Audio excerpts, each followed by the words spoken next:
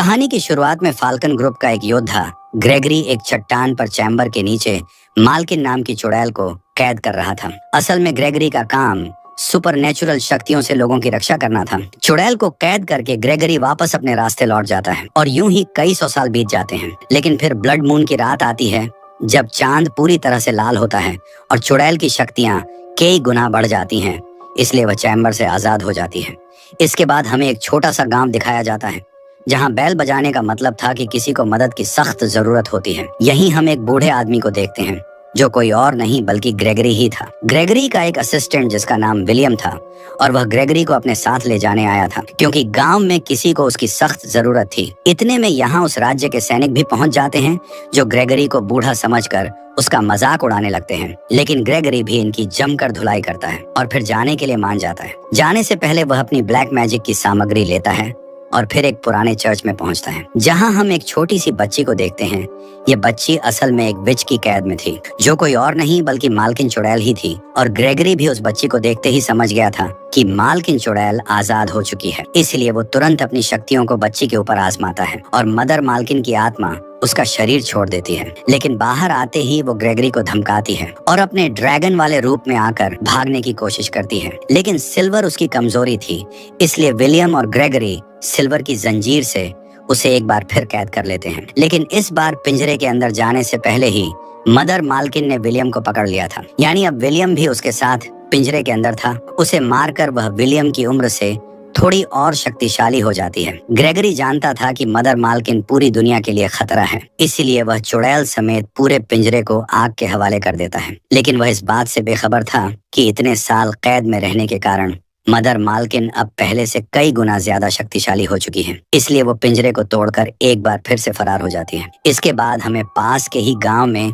टाइनम नाम का एक लड़का दिखाया जाता है जो यहाँ अपनी फैमिली के साथ रहता था। लेकिन कुछ दिनों से उसे अजीबों गरीब आत्माओं के विजन्स आ रहे थे, लेकिन वो अनजान था कि ऐसा उसके साथ क्यों हो रहा है। कुछ देर बाद यहाँ मास्टर ग्रेगरी पहुँचते हैं जो टाइनम को अपने साथ ले जाना चाहते थे। यहाँ हमें बताया जाता है कि 7वें बेटे का 7वां बेटा अलौकिक शक्तियों से भरा हुआ होता है और टाइनम वही 7वां बेटा है और वह खुद मास्टर ग्रेगरी के साथ जाना चाहता था क्योंकि उसने कई बार अपने विजन्स में मास्टर ग्रेगरी को देखा था। लेकिन टाइनम की मदर ये नहीं चाहती थी, पर आखिरकार उन्हें भी मानना पड़ता है और वह अपने बेटे को एक ताबीज देकर विदा करती हैं जो उसे रास्ते में आने वाली सभी बुरी शक्तियों से बचाने वाला था। दूसरी तरफ मदर मालकिन कई 100 वर्षों के बाद अपने महल में पहुंचती है जो पूरी तरह से खंडर बन चुका था। यहाँ मदर मालकिन बहन लीजी भी होती है जिसे ग्रेगरी ने पूरी तरह से जला दिया था। लेकिन मदर मालकिन अब इतनी शक्तिशाली थी कि वह एक ही झटके में अपनी बहन की खूबसूरती लौटा देती है। इसके बाद वह अपने खंडर को शाही महल में बदल देती है। साथ ही ग्रेगरी से बदला लेने की कसम खाती है और अपनी बिखरी हुई सेना को एक बार फिर इकट्ठा करना शुरू कर देती है। दूसरी तरफ ग्रेगरी और टाइनम बाजार में कुछ सामान खरीदने के लिए जाते हैं जहां कुछ लोग एक लड़की को जलाने के लिए ले जा रहे थे क्योंकि उनकी नजर में यह लड़की की एक विच थी जिसका मरना जरूरी था। लेकिन टाइनम इन लोगों को यह कहकर रोक लेता है कि वह मास्टर ग्रेगरी का असिस्टेंट है और इस लड़की से सबको छुटकारा दिला सकता है। टाइनम की बात मानकर गांव वाले भी उसे छोड़ देते हैं और टाइनम उसके बारे में जानने की कोशिश करता है। दरअसल टाइनम ने अपनी विजन्स में कई बार इस लड़की को भी देखा था और वह जानना चाहता था कि आखिर यह कौन है, लेकिन वह अपने बारे में टाइनम को कुछ नहीं बताती और जाते जाते ग्रेगरी को भी इस मुलाकात के बारे में कुछ न कहने को कहती है। अब हमें इस लड़की का घर दिखाया जाता है जो असल में मदर मालकिन का वही शाही महल था जिसे उसने अपनी शक्तियों से खूबसूरत बनाया था। यहाँ हमें इस लड़की का नाम एलिस बताया जाता है जो आधी विच और आधी इंसान थी और इसी बात का फायदा उठाकर लिजी ने उसे टाइनम और ग्रेगरी पर नजर रखने के लिए भेजा था। एलिस को देखकर मदर मालकिन भी बहुत खुश होती है और उसे यूं ही टाइनम और ग्रेगरी पर नजर बनाए रखने को कहती है। दूसरी तरफ टाइनम और ग्रेगरी एक सुनसान जंगल से कहीं जा रहे थे, लेकिन जंगल का छलावा टाइनम को बार बार डिस्ट्रैक्ट कर रहा था। यही इनकी मुलाकात एक दानव से होती है जिसे देखकर टाइनम घबरा जाता है। लेकिन ग्रेगरी उसे कहता है कि इससे डरने की जरूरत नहीं है, ये दानव असल में ग्रेगरी का दोस्त था। इसके बाद ग्रेगरी टाइनम को अपने घर लेकर पहुंचता है जहां टाइनम एक तस्वीर को देखकर समझ जाता है कि ग्रेगरी फाल्कन ग्रुप का मेंबर है। ग्रेगरी बताता है कि वह फाल्कन ग्रुप का आखिरी मेंबर है और यह एकमात्र ऐसा ग्रुप था जो न सिर्फ लोगों को खतरनाक आत्माओं बल्कि विच से लड़ता भी था। ग्रेगरी देखना चाहता था कि टाइनम विच से लड़ सकता है या नहीं, लेकिन टाइनम हंटिंग में उतना अच्छा नहीं था, इसलिए वह जाकर सो जाता है। लेकिन देर रात उसे दरवाजे पर किसी की दस्तक महसूस होती है और जब वह जाकर देखता है तो वहाँ एक शैतान था जिसे मदर मालकिन ने टाइनम और ग्रेगरी को मारने के लिए भेजा था। इससे पहले कि यह शैतान टाइनम को मारता, ग्रेगरी उसे मारकर टाइनम को बचा लेता है। लेकिन वो यह देखकर बिल्कुल भी खुश नहीं था कि टाइनम उसे लड़ने की बजाय बचकर भाग रहा था, इसीलिए वह नाराज होकर जाने लगता है। लेकिन तभी टाइनम एक तलवार फेंक कर मारता है जो सीधा ग्रेगरी के सामने दीवार पर लगती है। यानी टाइनम निशानेबाजी में बहुत अच्छा था, इसलिए ग्रेगरी उसे मदर मालकिन के बारे में बताने लगता है कि वो चुड़ैलों की रानी है और बहुत शक्तिशाली है। वो कई 100 सालों तक कैद रही, लेकिन अब वह आजाद हो चुकी है और इस दुनिया में तबाही मचाने के लिए अपनी सेना तैयार कर रही है,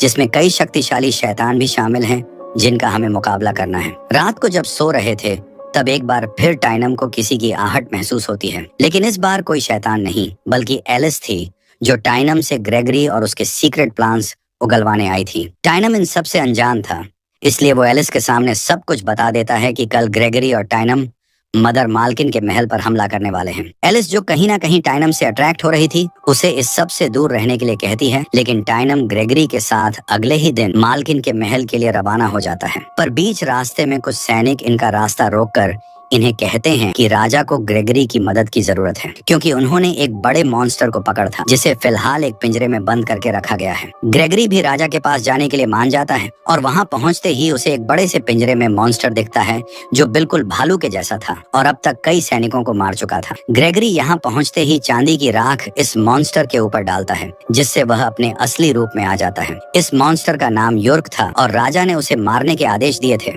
इसीलिए ग्रेगरी और टाइनम मिलकर उसे एक में कैद करते हैं और उसे मारने के लिए ग्रेगरी टाइनम के हाथों में मशाल थमाता है ताकि वह योर्क को मार सके। लेकिन टाइनम बहुत ही रहमदिल इंसान था जिसने आज तक किसी की जान नहीं ली थी, इसलिए वह योर्क को नहीं मार पाता और यह काम भी ग्रेगरी को ही पूरा करना पड़ता है। फिर ग्रेगरी टाइनम को खूब खरी खोटी सुनाता है कि अगर तुम योर्क को नहीं मार पाए तो उस चुड़ैल मालकिन को कैसे मार पाओगे। ग्रेगरी उसे अपने साथ ले जाने से भी इनकार करता है, क्योंकि उसकी नजर में टाइनम का अब उसके साथ कोई काम नहीं था, इसलिए वह अकेला मदर मालकिन को मारने के लिए निकल जाता है। इधर टाइनम को अकेला देख एलिस यहाँ पहुँच जाती है और टाइनम की बातों से उसे पता चल चुका था कि उनके साथी योर्क को यह लोग मार चुके हैं। लेकिन एलिस टाइनम से प्यार करने लगी थी, इसलिए वह नहीं चाहती थी कि टाइनम को कोई नुकसान पहुंचे। वहीं टाइनम भी एलिस को पसंद करता है, इसलिए यह दोनों एक दूसरे के करीब आ जाते हैं और एक साथ रात गुजारते हैं। और नींद में होने के चलते टाइनम को एक बार फिर विजन आता है कि मदर मालकिन ने ग्रेगरी को मार दिया है। टाइनम समझ चुका था कि अगर उसने ग्रेगरी को अकेला छोड़ा तो वह मारा जाएगा और अगर मदर मालकिन की जीत हुई तो इस दुनिया का नामो निशान खत्म हो जाएगा। इसलिए वह एलिस को अकेला छोड़कर ग्रेगरी को ढूंढने के लिए निकल पड़ता है और कुछ दूर जाते ही उसे ग्रेगरी मिल जाता है जो टाइनम के ही इंतजार में था, क्योंकि ग्रेगरी जान चुका था कि टाइनम एक चुड़ैल के प्यार में पड़ चुका है। ग्रेगरी टाइनम को एक कहानी सुनाता है और कहता है कि उसे भी कभी एक चुड़ैल से प्यार हुआ था जो कोई और नहीं बल्कि मदर मालकिन थी। लेकिन फिर ग्रेगरी ने किसी और से शादी कर ली और मदर मालकिन इस बात से बुरी तरह टूट गई। उसने अपनी खतरनाक शक्तियों से लोगों को नुकसान पहुंचाया, इसलिए ग्रेगरी को एक बार फिर मदर मालकिन के साथ प्यार का नाटक करना पड़ा, जिसके बाद वो उसे कैद कर पाया। ग्रेगरी कहता है कि एलिस भी एक चुड़ैल है और वो भी अपना असली रंग जरूर दिखाएगी। ग्रेगरी, टाइनम और उनका दोस्त ये तीनों आगे बढ़ रहे थे कि तभी इनके ऊपर एक मॉन्स्टर हमला बोल देता है जिसे मदर मालकिन ने भेजा था। टाइनम पूछता है कि इसे कैसे हराया जा सकता है, जिस पर ग्रेगरी बताता है कि इसे हराना मुश्किल है, इसलिए जितना तेज हो सके भागो। यहाँ टाइनम और ग्रेगरी एक गुफा से होते हुए बड़े से पत्थर के पीछे छिप जाते हैं, लेकिन मॉन्स्टर अभी भी इनके पीछे था, इसलिए दोनों नीचे पानी में छलांग लगा देते हैं। ग्रेगरी के अनुसार यह मॉन्स्टर पानी से डरता है, इसलिए वह कभी भी पानी में नहीं आ सकता था। लेकिन ग्रेगरी का यह अंदाजा गलत साबित होता है, क्योंकि इनके पीछे ही वो मॉन्स्टर भी पानी में कूद जाता है और टाइनम को पकड़ खींच लेता है। टाइनम बहादुरी से मॉन्स्टर का सामना करता है, अपनी तलवार से उसके सिर पर एक जोरदार वार करता है। लेकिन अब भी इन दोनों की जान खतरे में थी, क्योंकि वह जल्दी एक ऊंचे झरने से पानी के तेज बहाव के साथ गिरने वाले थे। इतनी ऊंचाई से गिरने की वजह से वह मॉन्स्टर बुरी तरह से मारा जाता है। वहीं ग्रेगरी और टाइनम अभी भी सुरक्षित थे, लेकिन पानी से बाहर आते ही टाइनम के ऊपर एक चुड़ैल हमला कर देती है, जो असल में लिजी थी। जैसे ही टाइनम के गले में बंधे तावीज से अपनी तलवार टच करती है, जैसे ही रिफ्लेक्ट होती है, लिजी दूर जाकर गिरती है। तब लिजी को पता चलता है कि यह ताबीज तो उसकी बहन मदर मालकिन का है, इसलिए वह तुरंत ये खबर देने मदर मालकिन के पास जाती है। इधर ग्रेगरी टाइनम को देखकर बहुत खुश था, क्योंकि उसने जिसे हराया था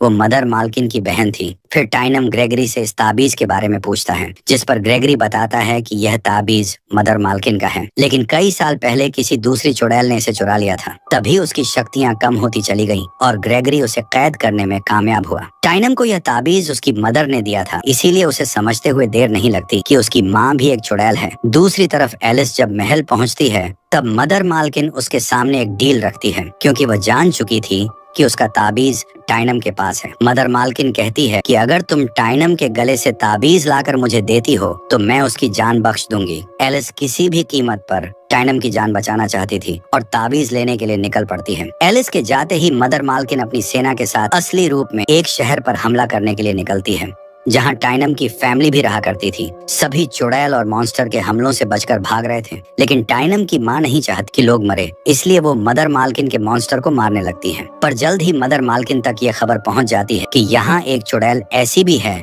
जो उसी की सेना के खिलाफ लड़ रही है, और मदर मालकिन भी झट से पता लगा लेती है कि यह वही चुड़ैल है जिसने सालों पहले उसका ताबीज चुराया था। टाइनम की माँ को पहचानते ही मदर मालकिन उसे जलाकर राख कर देती है और तबाही मचाने लगती है। इधर ग्रेगरी और टाइनम अपनी मंजिल की तरफ आगे बढ़ ही रहे थे कि तभी उनकी नजर एलिस पर पड़ती है, जो एक खंबे से बंधी हुई थी। ग्रेगरी उसे नुकसान पहुंचाना चाहता था, लेकिन टाइनम उसे वहीं रोक देता है और एलिस को खोल देता है। असल में ये सब एलिस का नाटक था, ताकि वह टाइनम को अपनी बातों में उलझाकर उसका ताबीज ले सके। इसी बीच वह टाइनम को किस करती है और चुपके से उसका ताबीज लेकर चली जाती है। ग्रेगरी गुस्से में टाइनम की गर्दन पर तलवार रखते हुए उसे समझाता है कि वह लड़की उससे कोई प्यार नहीं करती, बल्कि वह तो यहाँ उसका ताबीज लेने आई थी। इसके बाद वह जंगल की तरफ भागता है, जहाँ ग्रेगरी भी उसके पीछे जाता है, लेकिन यहाँ मॉन्स्टर और बाकी चुड़ैलें पहले से इंतजार कर रही थी। तीनों जंगल में पहुंचते ही मदर मालकिन की सेना हमला बोल देती है। टाइनम और ग्रेगरी के साथी को खाई से नीचे फेंक देती है। साथ ही ग्रेगरी को मदर मालकिन के पास ले जाने के लिए पकड़ लिया।